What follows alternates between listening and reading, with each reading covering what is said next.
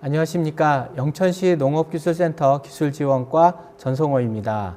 지금부터 2022년 새 농업인 실용교육 포도반 교육을 시작하도록 하겠습니다. 먼저 목차를 말씀드리겠습니다.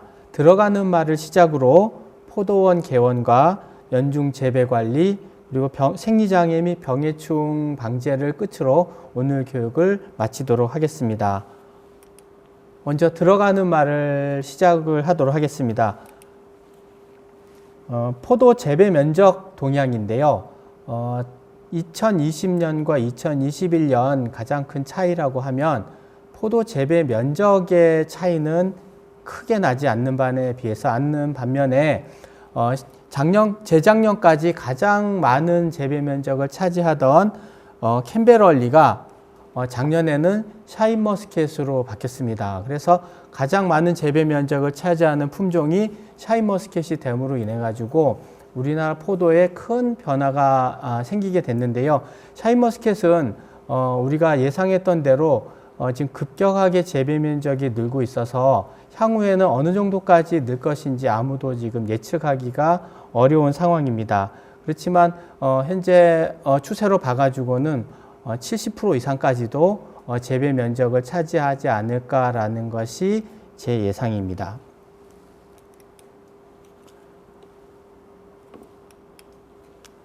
영천의 샤인머스켓 재배 면적인데요. 보시면 알겠지만 18년부터 시작해가지고 재배 면적이 통계에 잡히기 시작을 해서 매년 2배씩 재배 면적이 늘어났습니다. 그리고 2021년 작년 제가 교육을 시작할 때 예상은 영천에서는 약 한 950헥타 정도가 되지 않을까라고 예상을 했었는데 실제 2021년 연말이 돼서 저희가 추정을 해본 바에 의하면 950헥타보다 훨씬 많은 1150헥타 정도가 제식되었다라고 지금 보고 있습니다.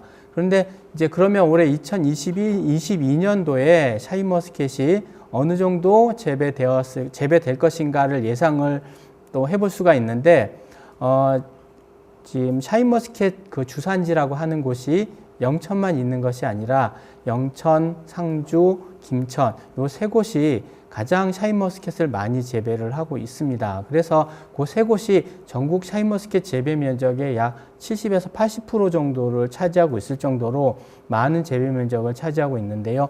올해 같은 경우는 제가 1,550헥타 정도를 예상을 하고 있는데 실제로는 어느 정도 재배 면적이 늘어날지에 대해서는 알 수가 없습니다. 아마 연말이 되어야 그거는 재배 면적을 추정할 수 있을 것으로 예상이 됩니다.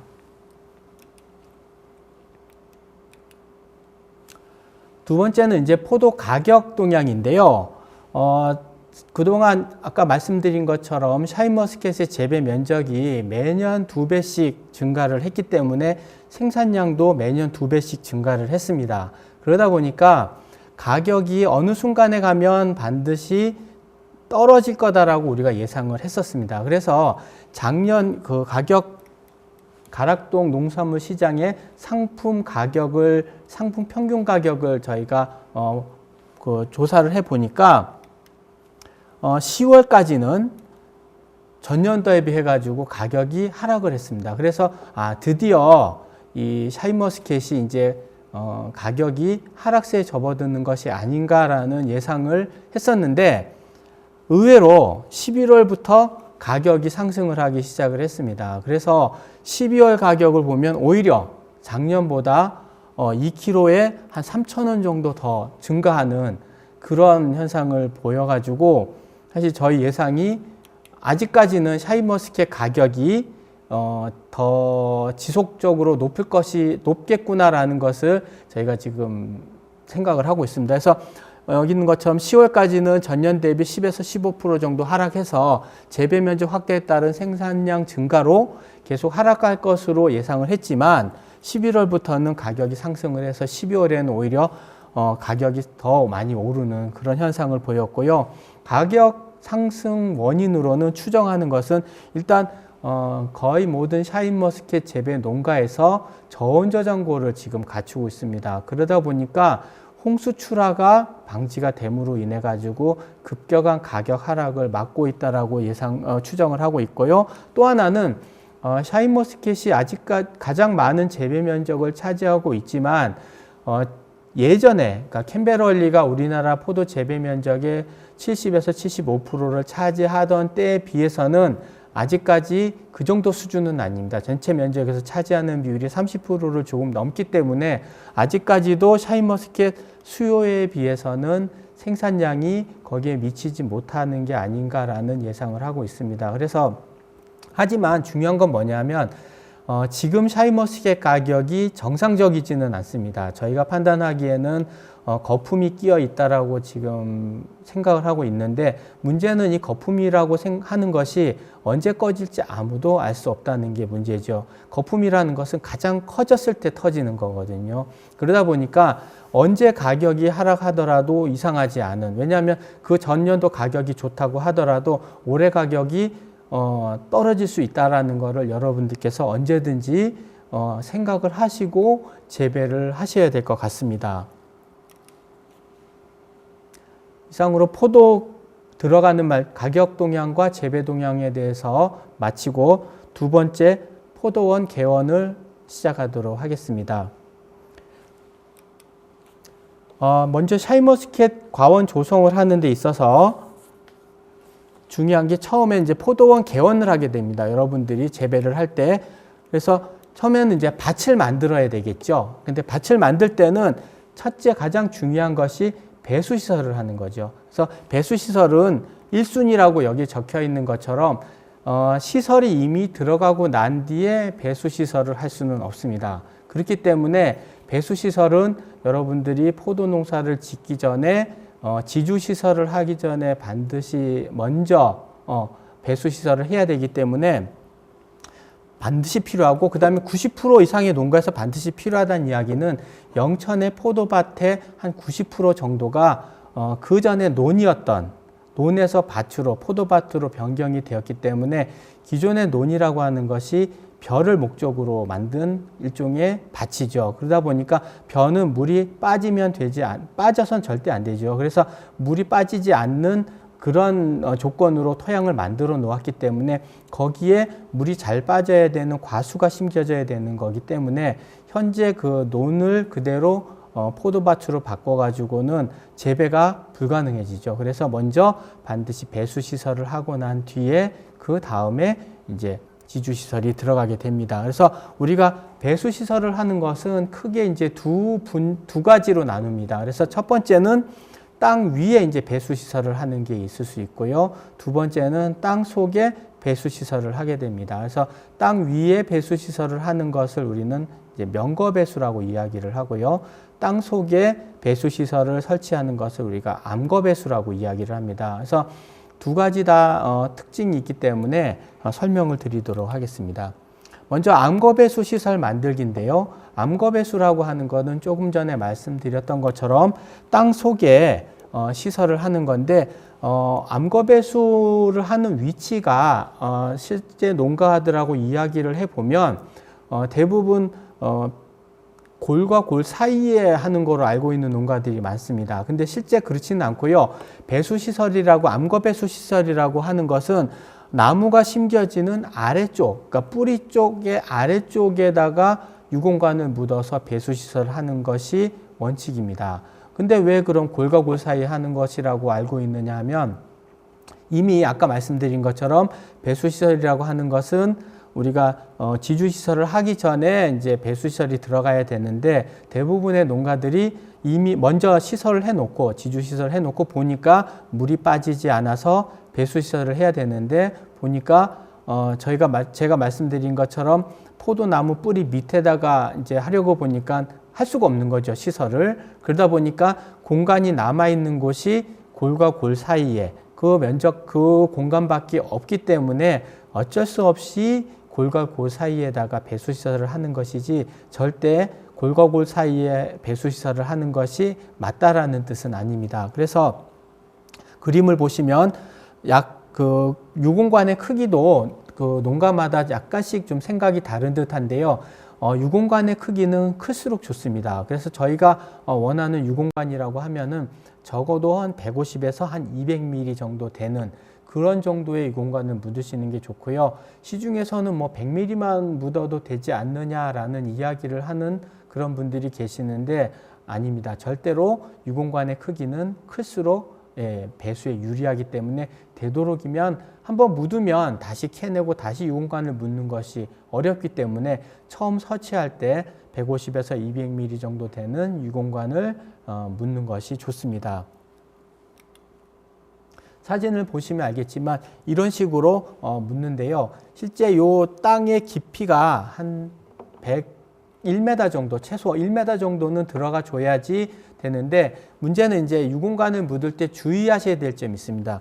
유공관을 묻는 흙이 그러니까 저희가 유공관을 1m에다가 설치를 하는 것은 뿌리 아래쪽에 물이 모여가지고 유공관에 모여서 이제 흘러 내려가는 것을 이제 목표로 유공관을 묻는 것인데 문제는 뿌리 아래쪽부터 시작해서 유공관까지의 깊이가 한 1m 정도 되다 보니까 물론 뿌리 깊이가 한 30-40cm 되니까 실제 유공관까지는 한 60에서 70cm 정도 깊이가 될 텐데 거기까지 내려가는 데 시간이 너무 오래 걸리는 밭들이 있어요. 그러니까 유공관을 묻는 이유가 물이 잘 빠지지 않는 점질토나 이런 것들이기 때문에 유공관을 묻는 건 좋은데 문제는 그 점질토를 그대로 둔 상태에서 유공관을 묻다 보니까 유공관에 도착을 하면 물은 잘 빠지는데 유공관까지 내려가는데 시간이 오래 걸리는 거죠. 점질토이기 때문에.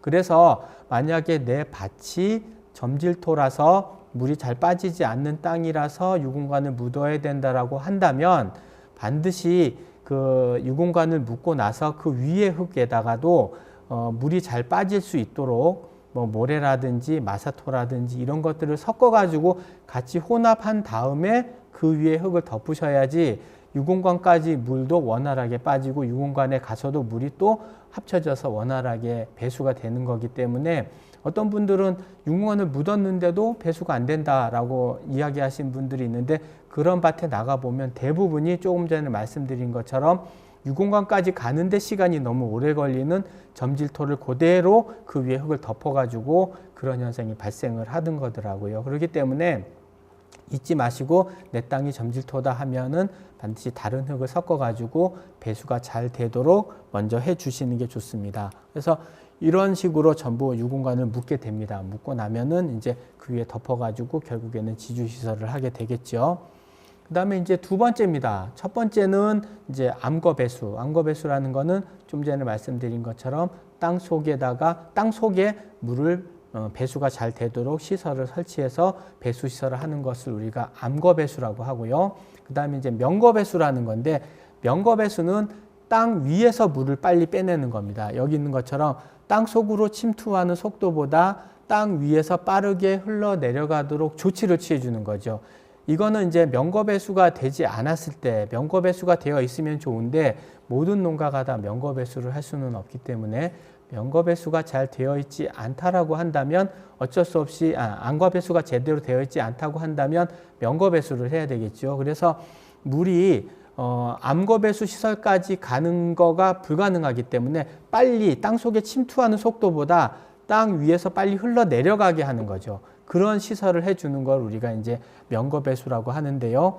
그래서 물이 빨리 흘러 내려가도록 하기 위해서 실제 그 포도밭을 약간 이제 고를 타죠. 여러분들이 고를 타는데 고를 탈 때 경사를 주는 겁니다. 가운데를 기준으로 해서 양쪽으로 기울기를 주면은 물이 가운데서부터 양쪽으로 빨리 이렇게 흘러내려가도록 되겠죠. 그 다음에 또 하나는 이제 암거 배수 시설이라고 하긴 좀 그렇지만 실제로 수확기 경우 같은 경우는 한 10에서 15일 적어도 한 15일 정도 전에는 골마다 비닐을 깔아가지고 물이 빨리 흘러내려가 땅속으로 침투하지 않고 흘러내려가도록 하는 그런 것도 일종의 명거 배수라고 할 수 있습니다. 물론 이 지금 말씀드린 골마다 비닐을 까는 거는 사실 그 어떤 배수라기보다는 땅속으로 물이 스며들어가지 않게 함으로 인해 가지고 열과를 방지하기 위해서 하는 그런 조치이기도 합니다.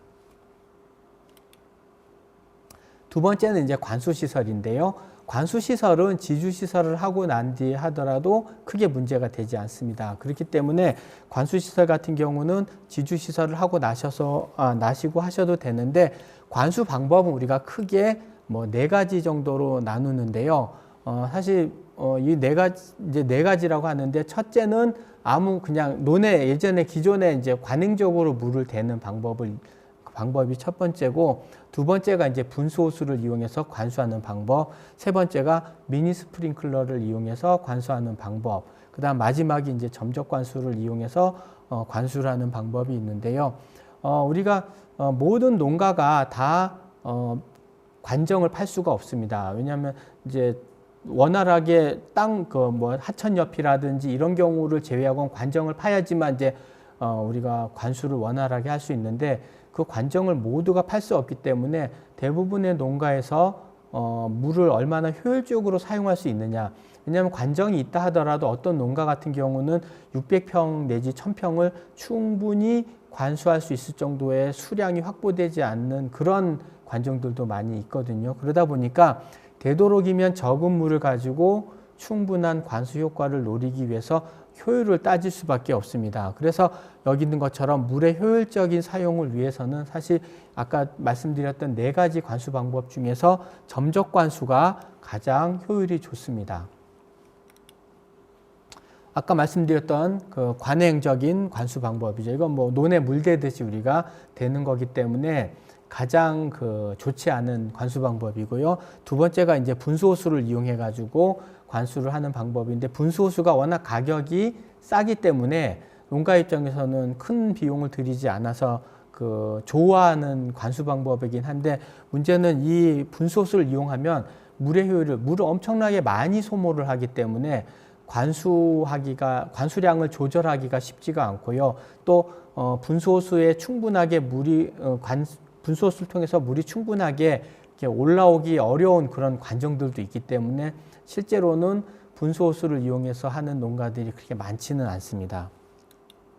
그 다음에 이제 미니 스프링클러를 이용해서 관수하는 방법이 있는데, 미니 스프링클러 같은 경우는 이제 우리가 관수를 할 때 실제 모든 농가들이 그런 생각을 하는데, 우리 눈에 보이는, 그러니까 뭔가 이렇게 주는 것 같은 느낌이 드는 걸 좋아합니다. 그러니까 실제적인 어떤 우리가 물을 주는 건 포도 뿌리에 물을 공급해 주는 게 목적이거든요. 근데 물을 공급해 주는 게 목적임에도 불구하고 어떤 우리 시각적으로 보이는 그런 것들에 되게 크게 이제 농가들이 이끌리기 때문에, 실제로 미니 스프링클러로 물을 주는 거하고 점적 관수로 물을 주는 거를 보면은 어느 누구더라도 물을 준다라는 걸 보면 미니 스프링클러 쪽에 더 좋아하게 돼 있습니다. 왜냐면 뭔가 물을 주는 것처럼 이제 눈에 확연히 보이니까. 근데 실제로 보면은 미니 스프링클러보다 점적 관수가 훨씬 더 효율적입니다. 무슨 얘기냐면, 똑같은 면적의 물을 준다고 하면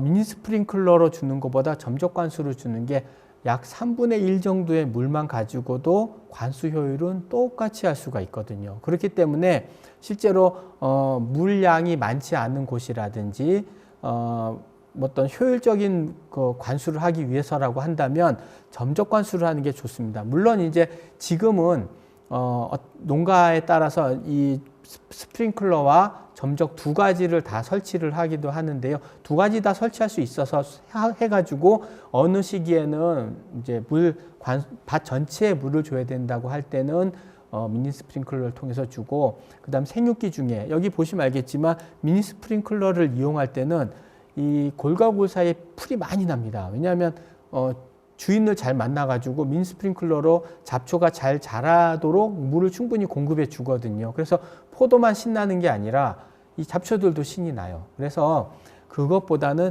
이 점적 관수를 통해서 주면은 이 점적 라인이 한 30에서 50cm 간격으로 물이 이렇게 떨어지도록 되어 있습니다. 그러다 보니까 포도 뿌리를 통해서만, 뿌리 근처에만 물이 가기 때문에 굉장히 잡초 제거에도 어느 정도 효과가 있죠. 그래서 점적 관수를 싫어하는 농가들을 이야기를 들어보면 물이 한 방울씩 떨어지기 때문에 실제로 땅 속에 물이 충분히 들어가지 않는 것 같아서라고 대답하시는 분들이 많은데, 실제 땅을 한번 파보시면 아시겠지만 물이 천천히 떨어질수록 땅 속에서는 더 확산이 넓게 됩니다. 오히려 물을 많이 주면 바로 그냥 수직으로 물이 빠져버리는데, 점적을 통해서 물을 주면 확산이 많이 되기 때문에 충분히 점적 관수를 통해서도 여러분들이 원하는 포도가 원하는 만큼의 관수를 충분히 할 수 있다는 것을 아시고, 굳이 물을 많이 쓰는 쪽에 관수 시설을 하지 않는 게 좋을 것 같습니다. 자, 세 번째는 이제 지주 및 비가림 시설인데요. 지주 및 비가림 시설의 목적은 이제 포도나무가 여러분도 아시겠지만 이 교목성이 아니라 관목성입니다. 교목성이 아니라 관목성이죠. 그래서 혼자서 독립적으로 설 수가 없어요. 다른 어떤 사과, 배, 복숭아에 비해서 포도는 관목성이기 때문에 어디에 이제 덩굴성이죠. 어디에 이제 기대서 자랄 수밖에 없습니다. 그렇기 때문에 반드시 지주 시설을 해줘야 되는 거고요. 이제 그게 기본적으로 우리가 지주 시설을 하는 목적이고, 그 다음에 이제 추가적으로 지주 시설 외에 비가림 시설까지 하게 돼 있습니다. 그러니까 비가림 시설을 하는 이유는 뭐냐면 여기 있는 것처럼 병의 예방을 위해서죠. 그러니까 병이라고 하는 것들이 대부분 빗물에 의해서 감염이 되기 때문에 비를 적게 맞추는 조건을 만들어주면 병이 적게 걸리겠구나 하는 아이디어에서 시작을 해가지고 1980년대부터 시작해서 90년대에 이르러가지고는 비가림 시설이 이제 들어가기 시작한 거죠. 기존의 지주 시설 위에다가 비가림까지 하는 그런 시설을 하게 된 겁니다. 그래서 우리가 좋은 시설에서는 나쁜 포도가 나오기 어렵고요. 또 좋지 않은 시설에서 좋은 포도가 나오기 어렵다라는 게 제 생각이고, 현재 영천 및 주변의 그 포도 재배 농가의 지주하고 비가림 시설을 보면은 굉장히 예전보다는 많이 좋아졌습니다. 굉장히 좋아졌지만 그럼에도 불구하고 다니다 보면 아직까지도 보완을 해야 될 그런 농가들이 많이 있는 게 현실이죠. 그래서 주로 보완해야 될 사항으로는 보면 좁은 열광거리, 그러니까 골과 골 사이가 너무 좁다든지, 아니면 비가림 비닐이 높이가 너무 낮다든지, 그 다음에 지주시설, 우리가 이제 지주라는 게 아까 했던 포도를 유인해가지고 나무처럼 세우게 하기 위해서 만든 시설이 이제 지주시설인데, 그것이 너무 약한 자재를 쓰거나 아니면 자재의 양을 줄여서 지주시설을 하다 보니까 굉장히 좀 부실한 그런 시설이 굉장히 많습니다. 그래서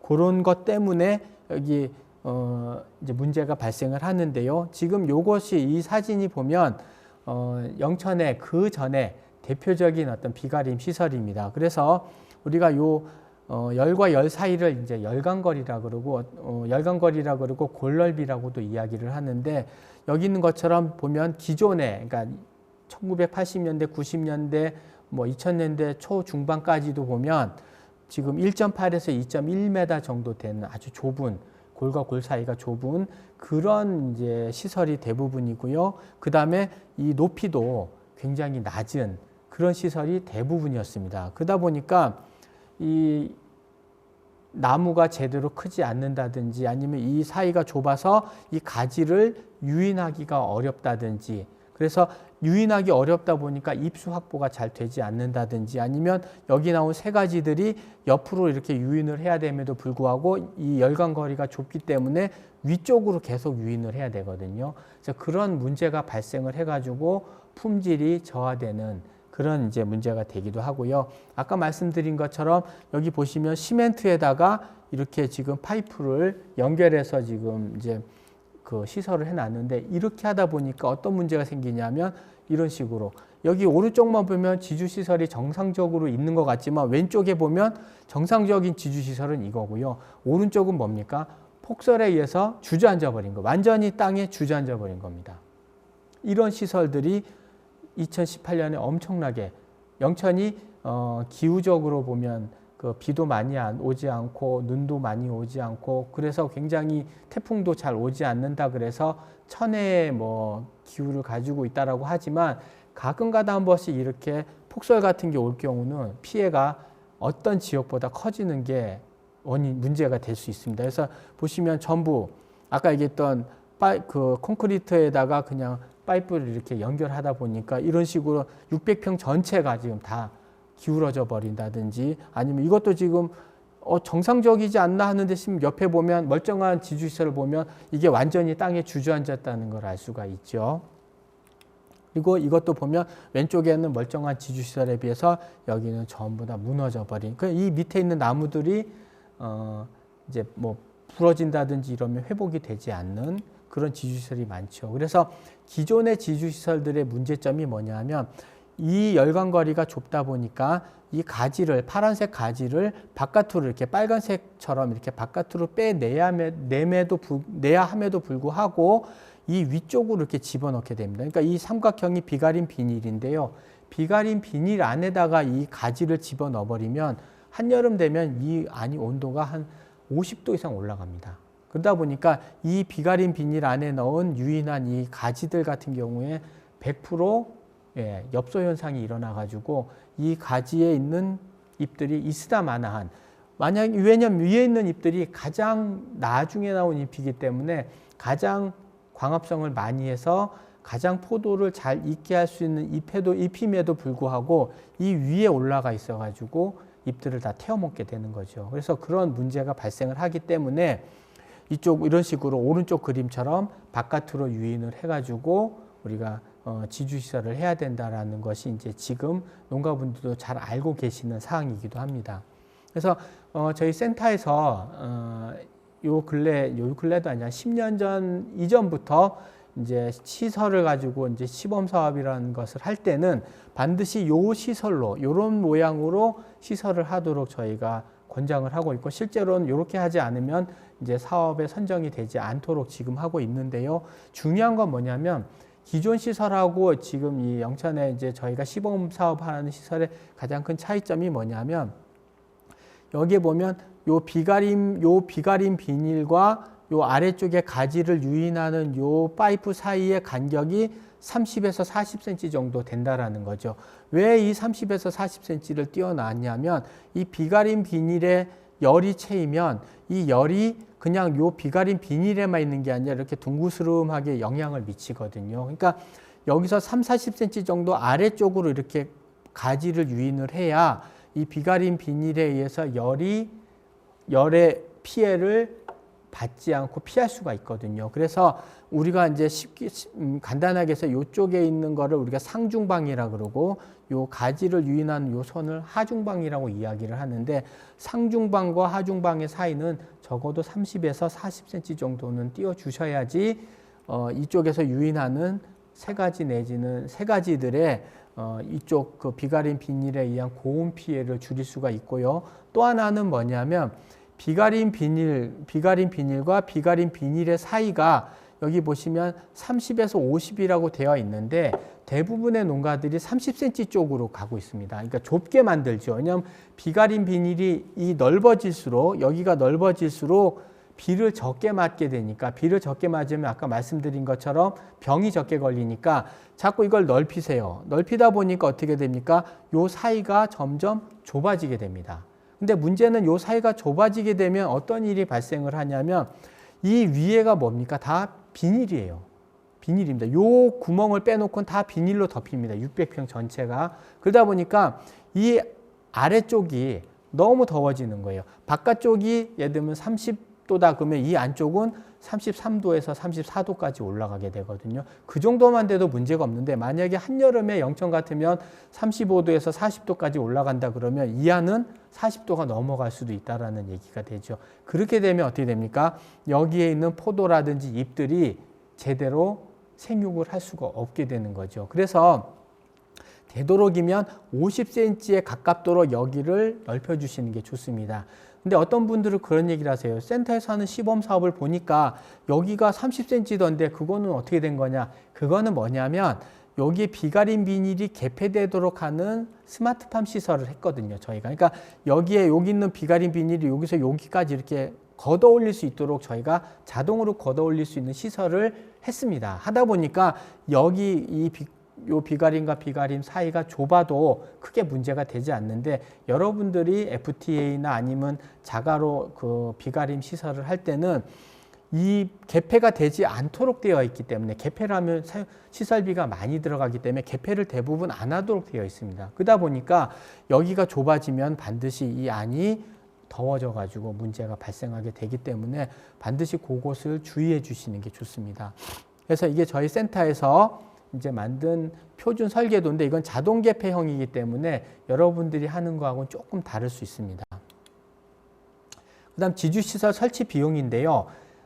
작년에 갑작스럽게 이제 코로나 때문에 경기가 침체됐다가 자재값이 올라가기 시작했습니다. 이제 경기가 회복이 되면서 그래서 그 전까지는 FTA든 자가로 하든 평당 3만 원에서 4만 원만 하더라도 시설을 할 수가 있었는데 작년에 갑자기 30%에서 50%까지 자재값들이 올랐죠. 그리고 인건비도 또 오르고 하다 보니까 지금은 대략 평당 5에서 6만 원 정도 돼야지 지주시설을 하실 수가 있을 거예요. 물론 이거보다 싸게 할 수는 있습니다. 싸게 할 수 있는데 문제는 지주시설이라는 게 가격을 낮출 수 있는 방법이 너무 많거든요. 예를 들면 중간에 들어가는 파이프 개수를 줄인다든지 아니면 중간에 들어가는 파이프의 굵기를 줄인다든지 이런 식으로 해서 줄일 수가 있기 때문에 옆집에는 뭐 600평 하는데 3천만 원인데 나는 3,500만 원 달라고 그러면 내가 500만 원 바가지 쓴 게 아니냐라고 생각하시는 분이 있을 수 있는데 실제로 견적서를 꼼꼼하게 뜯어보면 파이프 개수라든지 파이프 굵기라든지 이런 것들에 의한 차이로 인해서 그런 금액 차이가 나올 수가 있기 때문에 반드시 그거는 꼼꼼하게 점검을 해 보셔야 됩니다. 무조건 싸다고 해서 싼 곳으로 가다 보면 좀 전에 말씀드린 것처럼 시설이 부실해질 수가 있기 때문에 어쨌든 그런 걸 조심하시는 게 좋습니다. 그래서 만약에 이렇게 시설하는 것이 너무 비싸다 하면 평당 비용을 줄일 수는 있습니다. 예를 들면 5만 원이면 너무 부담스럽다 그러면 4만 5천 원으로 줄이더라도 아까 그 형태 아까 요 전에 보여드렸던 계량 일자형 수형 있죠. 그 형태는 반드시 유지하시는 게 좋습니다. 그 형태가 지금까지 나온 어떤 우리나라에서 포도 재배에 있어서는 가장 표준적인 재배 그 모델이기 때문에 되도록이면 거기서 벗어나지 않게 시설을 하시는 게 좋고요. 그 다음에 태풍이라든지 어떤 기상환경, 불량한 기상환경들이 워낙 많기 때문에 그런 거에 대비한다고 한다면 조금 더 돈이 들어가더라도 튼튼하게 시설을 하시는 게 좋습니다. 특히 이제 비가림 비닐에 의한 약점이라고 되어 있는데 이거 무슨 얘기냐면 비가림 비닐이라는 게 아까 제가 말씀드린 것처럼 비가림 비닐을 하는 이유가 병이 적게 걸리게 하기 위해서 비를 덜 맞춘다라고 했는데 비를 덜 맞추게 하기 위해서 위에를 점점 넓게 덮다 보니까 그 아래쪽은 온도와 습도가 높아지는 문제가 생깁니다. 반드시. 그러다 보니까 병 발생은 잘 안 되는데 일단 병이 발생이 되면 바깥보다 환풍이라든지 이런 것들이 통광 통풍이 잘 되지 않기 때문에 병의 확산 속도는 훨씬 더 높은 거예요. 되게 아이러니까 되게 역설적인데 실제 걸리는 거는 줄어들지만 일단 걸리면 병이 확산되는 건 더 빠릅니다. 그렇기 때문에 아까 말씀드린 것처럼 비가림 비닐과 비가림 비닐 사이를 조금 넓게 한다든지 10cm가 별거 아닌 것 같지만 600평에서 10cm씩 한 골마다 넓히면 굉장히 큰 차이가 나거든요. 그래서 그런 것들을 주의하셔서 해주시는 게 좋습니다. 그래서 이런 우리가 장기적으로 봤을 때 그런 비가림 비닐에 의해서 발생하는 문제점을 줄이기 위해서 우리가 작년하고 재작년에 스마트팜을 이용해서 자동으로 개폐가 되는 그런 지주시설을 사업을 했었는데 물론 여러분들이 생각하시기 비용이 좀 많이 들어서 자체적으로 농가 스스로 하기에는 좀 부담이 될 수도 있는데 시범 사업으로는 저희가 많이 했습니다. 많이 했는데 효과는 분명히 있지만 어쨌든 추가적으로 나중에 예산이 확보되면 아마 나중에 그런 사업을 계속 추진할 수 있을 거로 생각이 됩니다. 그래서 여기 보시는 것처럼 빨간색 그 화살표가 있는데 여기서 이 빨간색 화살표까지 비닐이 감겨 올라갑니다. 자동으로. 그러다 보니까 실제로 이 시설에 있어서는 여기서 이만큼이 다 뭐예요? 예, 다 빈 공간이 돼버리는 거죠. 그래서 훨씬 더 넓은, 그러니까 이쪽으로 열이 빠져나갈 수 있는 그런 시설, 여기도 보시면 이 빨간색 그 화살표까지가 전부 열려 있는 거거든요. 아까 처음에 이게 자동 개폐가 되지 않는 거는 요 사이밖에, 요 정도밖에 되지 않지만 지금은 여기서부터 여기까지 이렇게 열려 있는 상태이기 때문에 환기에 굉장히 유리해서 실제 이 병 발생이라든지 온도 저하라든지 이런 것들이 실제로 확인이 되고 있습니다.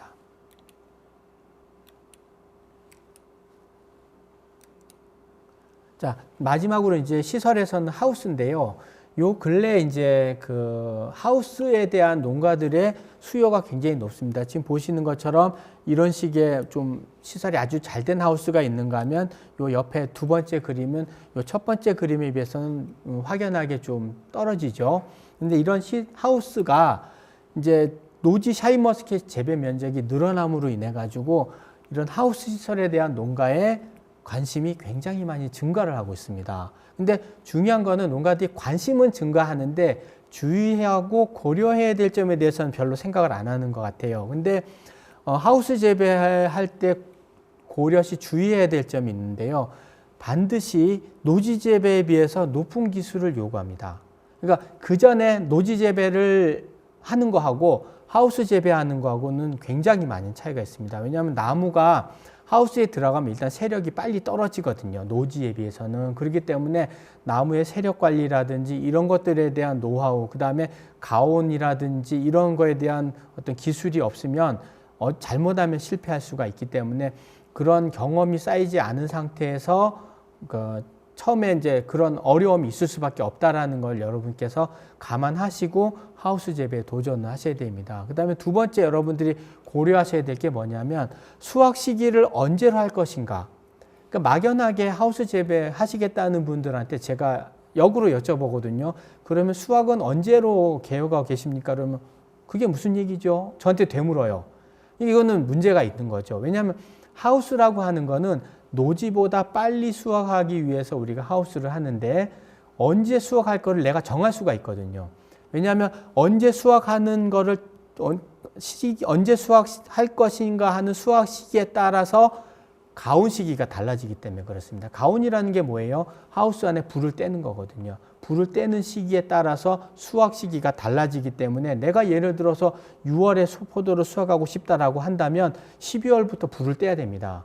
12월부터 불을 떼야 6월에 수확을 할 수 있는데 아니면 7월에 수확하고 싶다 그러면 1월 달에 불을 떼야 되거든요. 그러니까 그러면 12월이나 1월에 만약에 가온을 한다 그러면 가온을 하면서 주의해야 될 게 뭐냐, 보온을 또 해야 됩니다. 그 가온하는 열이 빠져나가지 않게 하우스에서 그 열을 잘 보온할 수 있는 시설이 추가적으로 들어가야 되거든요. 그러니까 말씀드린 것처럼 가온 시기도 달라지고 보온 시설에 대한 투자가 달라질 수밖에 없다는 거죠. 그래서 이런 것들을 고려하면 뭐가 되냐면 비용이 올라갈 수밖에 없는 거죠. 그래서 가온 시기에 따라서 늦게, 그러니까 나는 수확 시기를 뒤로 늦추겠다 하면 가온도 늦어지고 보온에 대한 어떤 시설 투자가 안 해도 되거나 적게 해도 되기 때문에 비용이 뭐 8천만 원 정도만 하더라도 된다고 한다면 예를 들면 나는 뭐 12월이나 1월부터 가온을 할 계획이다라고 한다면 그 안에 보온할 수 있는 시설을 추가적으로 더